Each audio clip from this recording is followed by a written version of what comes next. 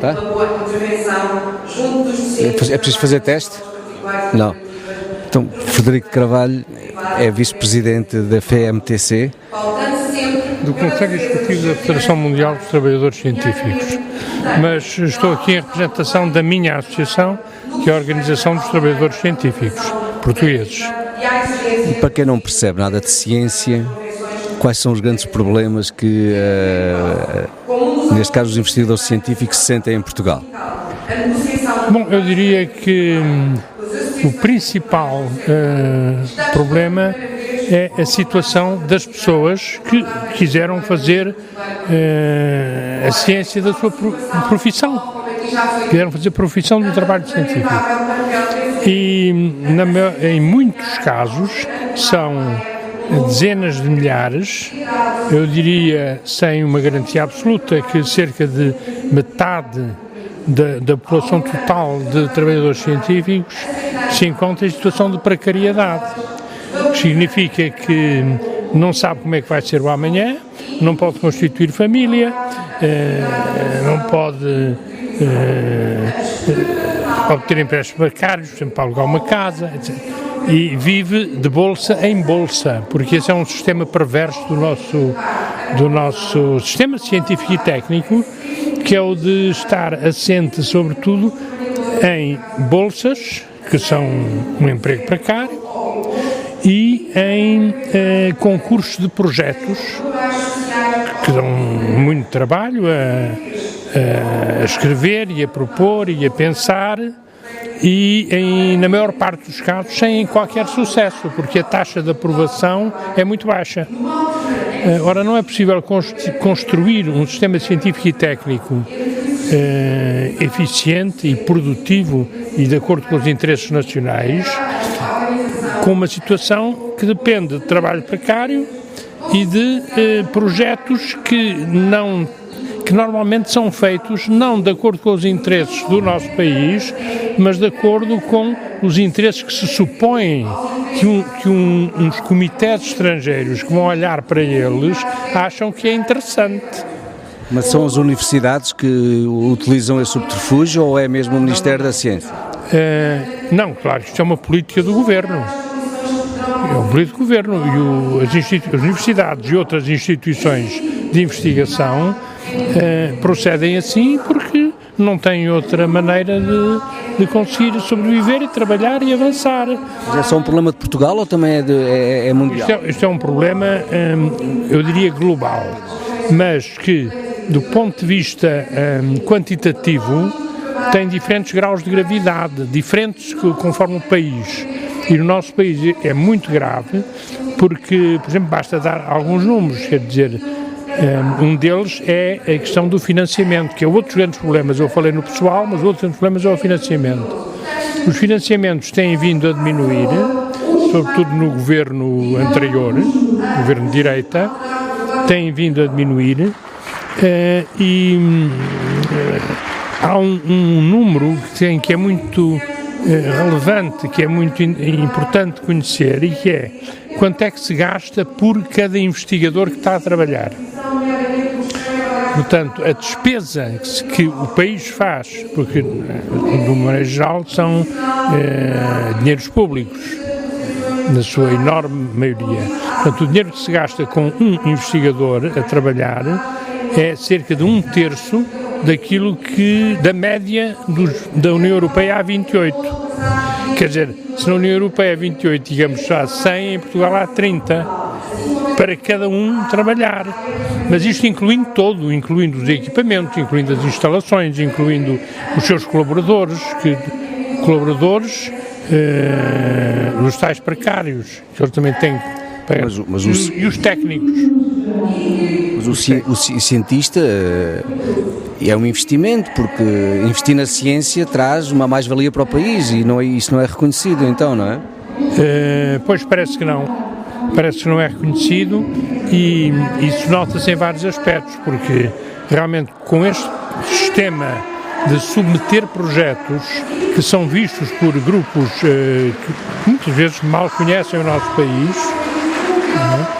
obviamente que não vão ao encontro das necessidades, por exemplo, da nossa economia, da nossa sociedade, nos aspectos económicos, social, cultural. Nós temos realmente grandes problemas que não podem estar sujeitos, digamos, a serem financiados no âmbito de um projeto que é visto por alguém que desconhece essas situações. Portanto, nós não temos, de facto, uma política científica nacional. Nós temos uma espécie de lotaria. Quer dizer, a gente concorre, assim como concorre para os Euromilhões, pode ser que tenha sorte. Eu tenho a ideia que a taxa de aprovação é inferior a 20%. Penso que é realmente inferior a 20%, o que é muito pouco. Um outro grande problema, uma grande distorção do nosso sistema científico e técnico, e quando digo sistema científico e técnico, englobo não apenas as universidades, mas também os laboratórios públicos, os laboratórios do Estado, que são, em nosso entender, da minha organização, uma peça essencial, uma componente essencial, até lhe chamamos um pilar, é um dos pilares importantes do nosso sistema. A universidade é um pilar, os laboratórios de Estado são outro pilar, porque os laboratórios de Estado têm vindo a degradar-se ao longo dos anos, de uma forma acentuadíssima, com saída de pessoal que não é substituído, e uma questão fundamental que é o pessoal técnico, porque a investigação não se pensa que a investigação se faz só com investigadores.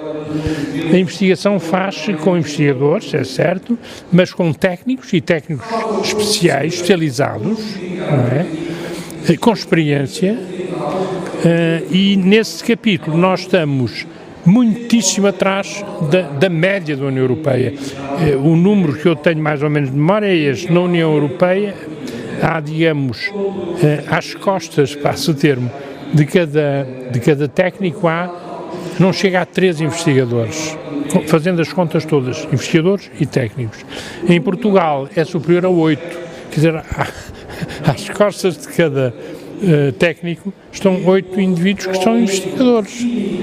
Por último, quem fica a perder ao país, não é? Claro, porque, quer dizer, não, há certas, para já, desde logo se pode dizer que há certas áreas, certos domínios de trabalho que não é possível abordar com este esquema, porque, por exemplo, eu trabalhei durante muitos anos num laboratório que tinha umas boas oficinas que hoje desapareceram, não é? Porque os operários foram saindo e não foram substituídos, e eu lembro-me que eu projetei instrumentos que são protótipos, que é uma coisa normal fazer-se num sistema científico, mas esse projeto não é feito por um investigador, é feito por um investigador acompanhado de um técnico, de um operário especializado.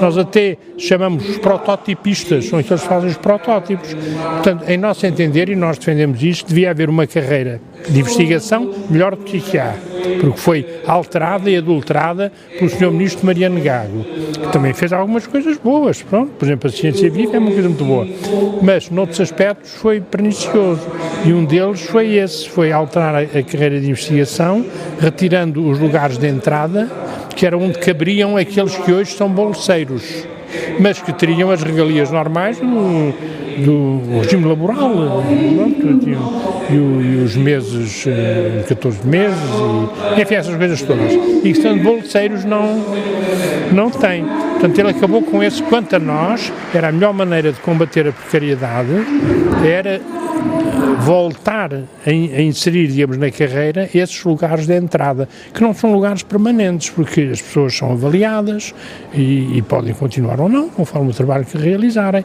mas enquanto estiverem a trabalhar, beneficiam desse regime, que é um regime, é trabalho com direitos. Pronto. Portanto, há certas áreas de trabalho que realmente, com esta falta de técnicos, não podem ser abordadas. E depois há a questão do financiamento, que é muito fraco. Porque, repare, nós, se quisermos aumentar o financiamento, imediatamente nos vão dizer que não há dinheiro. São os problemas financeiros que vêm à beira.